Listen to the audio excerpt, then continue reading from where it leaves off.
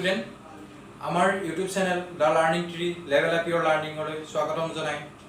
আজি মই তোমালোকক দশম শ্ৰেণীৰ অসমৰ ভূগোলৰ অন্তৰ্গত পৰিবহন ব্যৱস্থাৰ আমাৰ যি অসমৰ পৰিবহন ব্যৱস্থাৰ সমস্যাসমূহ সেই বিষয়ে তোমালোকৰ আগত আলোচনা কৰিম। আহা আমি ভিডিঅটো আৰম্ভ কৰো।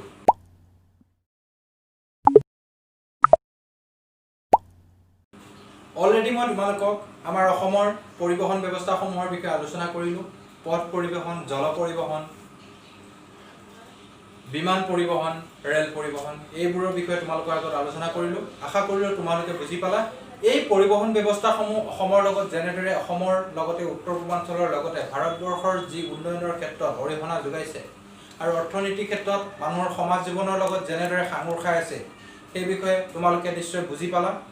এই যি আমাৰ পৰিবহন ব্যৱস্থাটো আমাৰ অসমত বিশেষকৈ কিছুমান সমস্যাৰ সৃষ্টি আছে। পৰিবহন ব্যৱস্থাটো উন্নতিৰ ক্ষেত্ৰত কিছুমান সমস্যা আছে, সেই সমস্যাসমূহ তোমালোকৰ আগত আলোচনা কৰিম।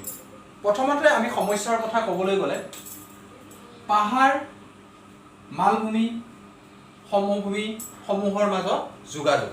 মানে কি, আমাৰ অসমখন তোমালোকে জানা, আমাৰ অসমখন বিভিন্ন সমভূমি, বিভিন্ন মালভূমি, বিভিন্ন পাহাৰ পৰ্বতেৰে আগুৰি আছে। এই গোটেই ঠাইসমূহৰ মাজত সংযোগ স্থাপন কৰিবলৈ আমাৰ ভূ প্ৰাকৃতিকভাৱে আমাৰ যিটো অৱয়ব আছে সেই অৱয়বটো আমাৰ পথ পৰিবহনৰ বাবে কিছুমান ৰেল পৰিবহনৰ বাবে, কিছুমান জল পৰিবহনৰ বাবে, কিছুমান জল পৰিবহনৰ বাবে মানে কি সম্ভৱপৰ নহয়। যিবোৰ পাহাৰ অঞ্চলত কি হয়, ৰেল পৰিবহনটো সম্ভৱ নহয়, বিমান পৰিবহনটো সম্ভৱ নহয় আৰু লগতে জল পৰিবহনটো সম্ভৱ নহয়। ইয়াত একমাত্ৰ পৰিবহন ব্যৱস্থা হিচাপে পথ পৰিবহনটোৱে আছে। কিছু পৰিমাণেহে আছে, তাকো সম্পূৰ্ণ পৰিমাণে আমাৰ এই যোগাযোগ ব্যৱস্থাটো নাই।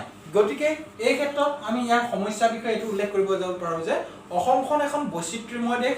ইয়াত বিভিন্ন পাহাৰ, মালভূমি, সমভূমিৰে আৱৰি আছে। এই ক্ষেত্ৰত পৰিবহন ব্যৱস্থাটো আগুৱাই নিয়াত কিছু সমস্যাৰ সৃষ্টি হয়। নেক্সট আমি আলোচনা কৰিম পশ্চিমৰ ঠেক অংশৰ দ্বাৰা ভাৰতৰ লগত সংলগ্ন। আমি যেতিয়া অসমৰ মেপখন দেখা পাম তেতিয়া আমি কি পাম, আমাৰ এইটো চাইডে নৰ্থ আছে, ইষ্ট আছে, সাউথ আছে আৰু ৱেষ্ট আছে। এই চাইডটো পশ্চিমৰ চাইডে আমি দুখন জিলা পাম, কোকৰাঝাৰ আৰু ধুবুৰী।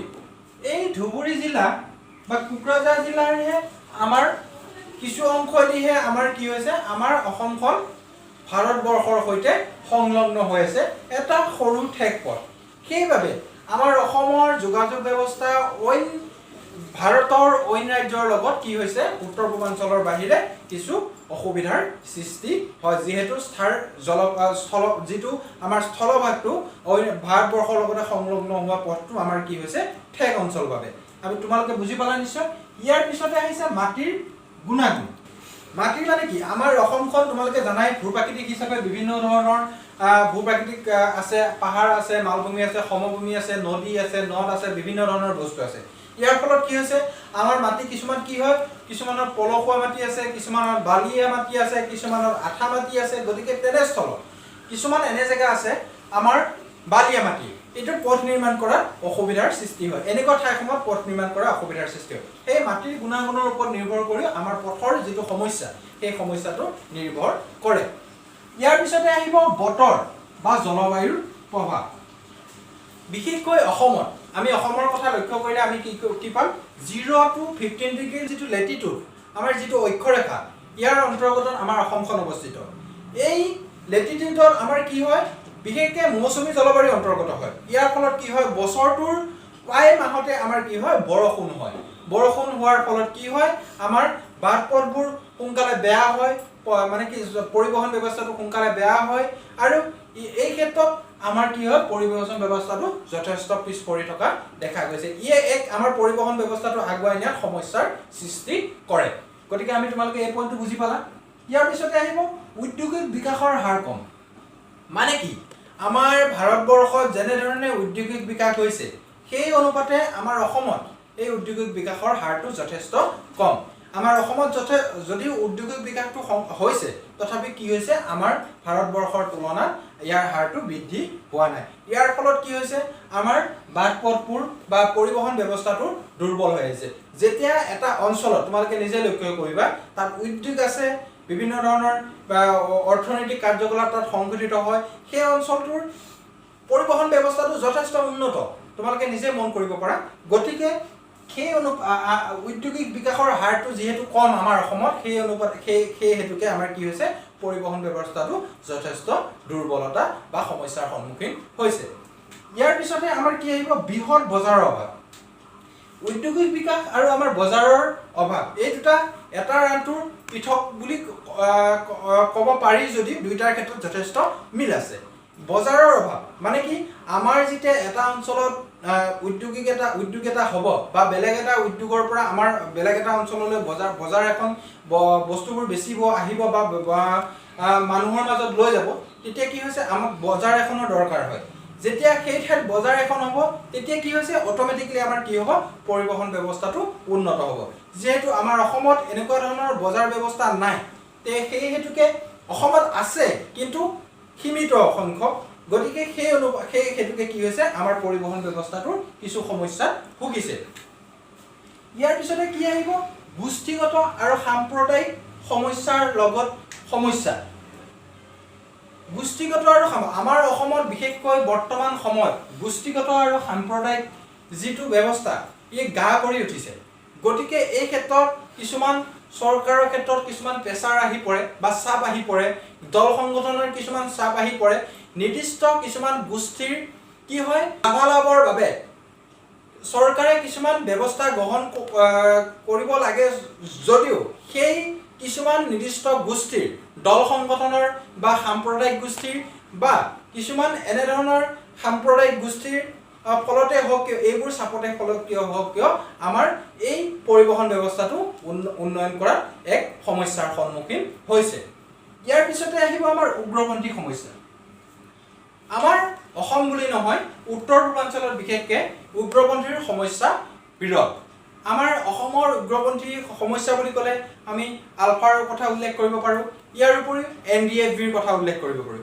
এই হেতুকে আমাৰ অসমত যিহেতু বা সঘনাই আগতকৈ যথেষ্ট কমিছে, কিন্তু বৰ্তমানো পৰিস্থিতি স্বাভাৱিক হোৱা নাই। যিহেতু আমাৰ এই সন্ত্ৰাসবাদীৰ সংঘৰ্ষ বা এনেকুৱা ধৰণৰ সমস্যাত ভুগি আছে, সেই হেতুকে আমাৰ পৰিবহণ ব্যৱস্থাটো কি হৈছে আমাৰ বেলেগ দেশৰ মানে কি আমাৰ দেশৰে কিছুমান ৰাজ্যই আমাৰ অসমৰ লগত সেই হেতুকে আমাৰ সংযোগ স্থাপনত মানে কি ভয় কৰে বা বেলেগ ধৰণৰ উদ্যোগসমূহে আমাৰ অসমলৈ আহিব ভয় কৰে বা বেলেগ আমাৰ আন্তঃৰাষ্ট্ৰীয় যিবোৰ উদ্যোগ সেই হেতুকে অসমলৈ আহিব ভয় কৰে, সেই হেতুকে আমাৰ কি হৈছে পথ পৰিবহণো পিছ পৰি গৈছে। এইখিনি তোমালোকে স্ক্ৰীনশ্বট মাৰি ল'বা আৰু মই যেনেদৰে কথা কৈছোঁ তেনেকৈ 2 লাইন বা 3 লাইন তোমালোকে লিখি দিব লাগিব।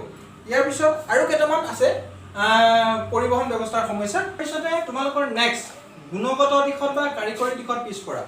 আমাৰ অসমত পথৰ যি মেৰামতিৰ ক্ষেত্ৰত বা নিৰ্মাণৰ ক্ষেত্ৰতে যি কাৰিকৰী কৌশল ব্যৱহাৰ কৰে আমাৰ জলবায়ুৰ লগত বা আমাৰ যি বতৰ ব্যৱস্থা অসমৰ লগত তাৰ লগত মানে কি ফেৰ মাৰিব পৰাকৈ এই কাৰিকৰী দিশত বা গুণগত দিশত ডেভেলপমেণ্ট নহয় বা উন্নত নহয়। গতিকে সেই হেতুকে আমাৰ পথ পৰিবহণ যিমান দূৰ মানে কি পৰিবহণ ব্যৱস্থাটো যিমান আগুৱাই যাব লাগিছিল গুণগতভাৱে সিমান আগুৱাই যাবলৈ পৰা নাই।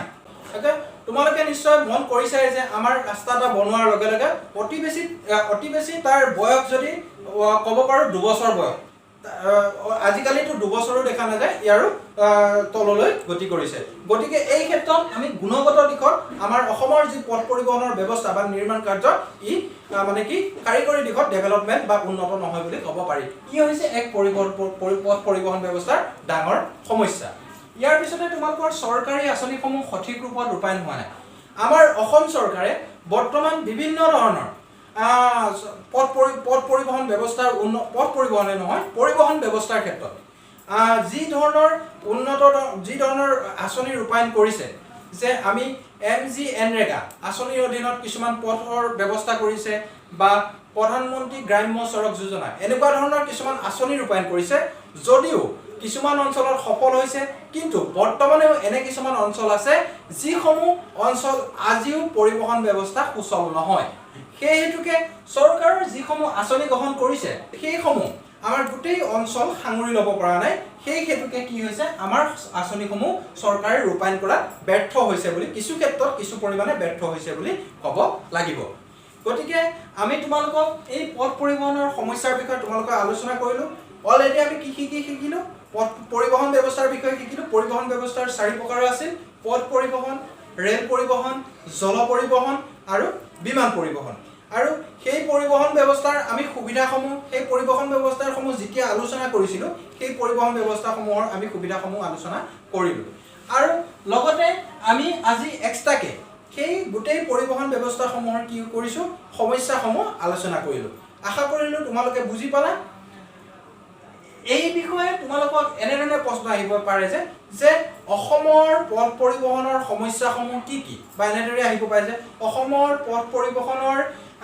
যি উন্নয়নৰ ক্ষেত্ৰত কি বাধা আহি পৰিছে বৰ্তমান কেনেকৈ প্ৰশ্ন আহিব পাৰে বিভিন্ন ধৰণে প্ৰশ্ন আহিব পাৰে গতিকে তোমালোকে এইখিনি লিখিলে এই পইণ্ট কেইটা লিখিবা লগত 2 লাইন বা 3 লাইন লিখি দিবা মই যথেষ্ট বুলি ভাবোঁ আশা কৰোঁ তোমালোকে বুজি পালা কিবা অসুবিধা হ'লে কমেণ্ট সেকশ্যনত জনাবা মই তোমালোকক সহায় কৰিবলৈ নিশ্চয় চেষ্টা কৰিম ধন্যবাদ